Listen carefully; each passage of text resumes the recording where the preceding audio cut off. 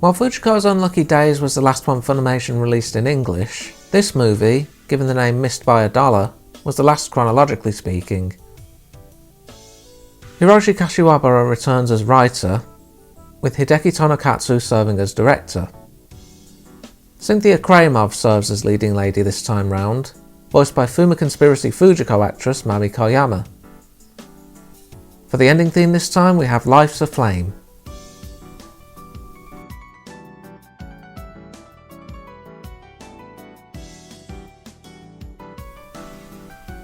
Zenigata's got a force headed to an auction house in New York. He's been given a tip that Lupin's there to swipe some Picasso paintings.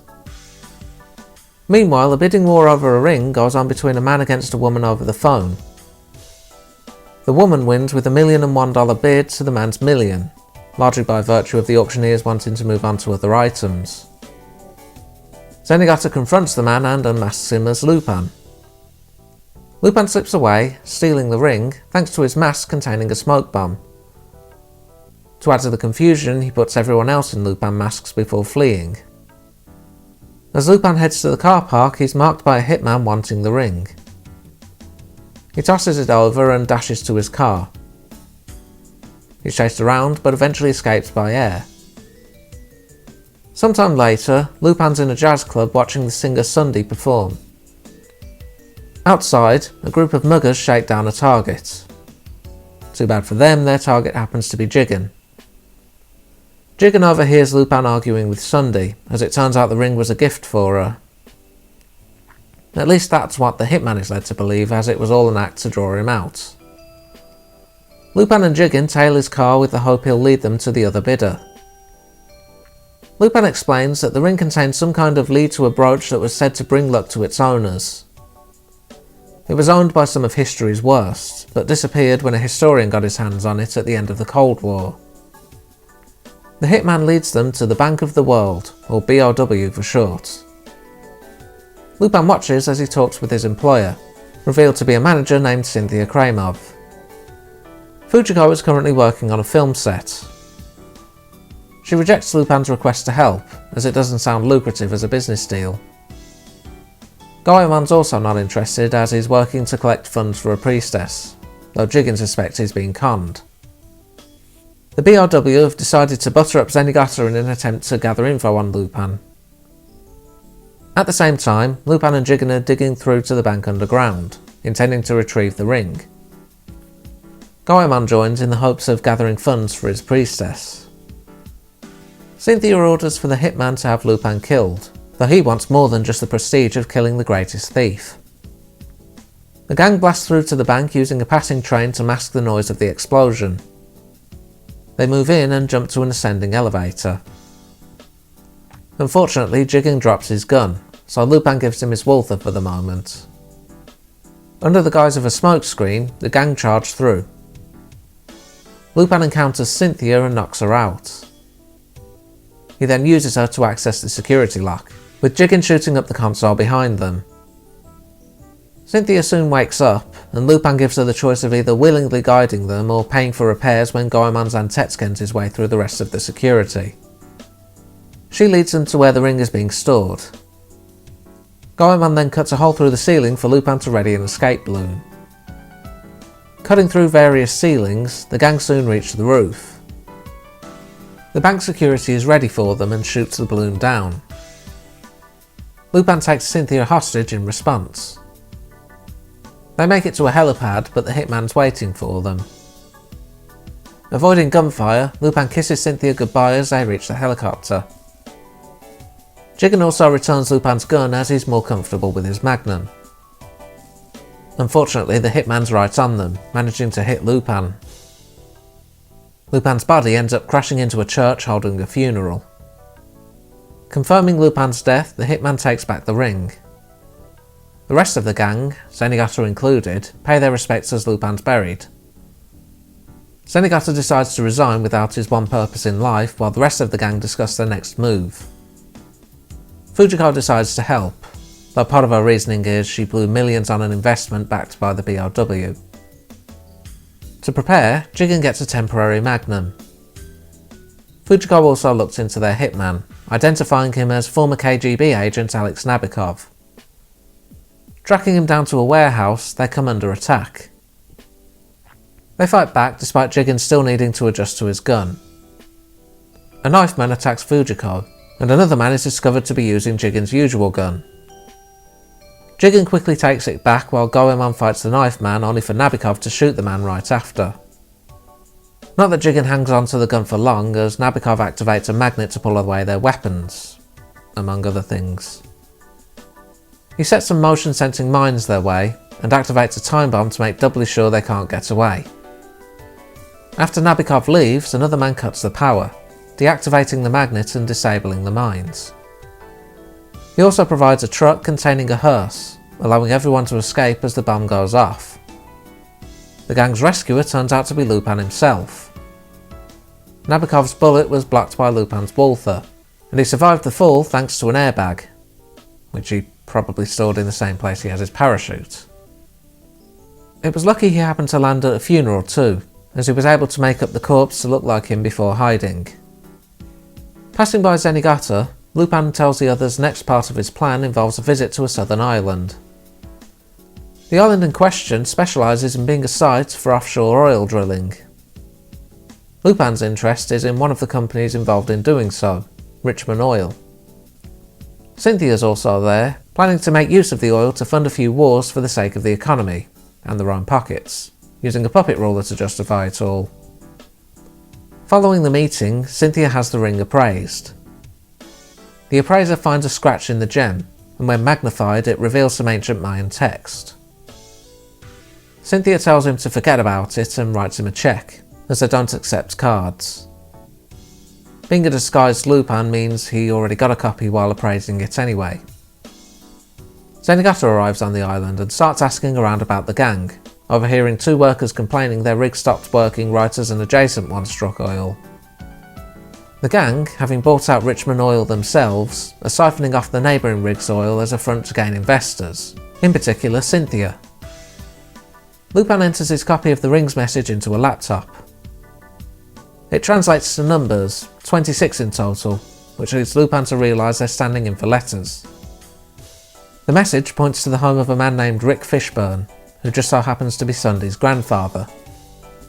Sunday herself is also present on the island, as she's landed a new gig. Cynthia also prepares things for the upcoming war. Meanwhile, Zenigata's hunt for the gang bears fruit, as he encounters the former owner of Richmond Oil.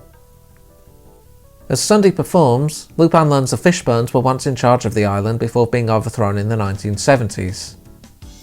Their family home now serves as a hospital, and the brooch is likely still there.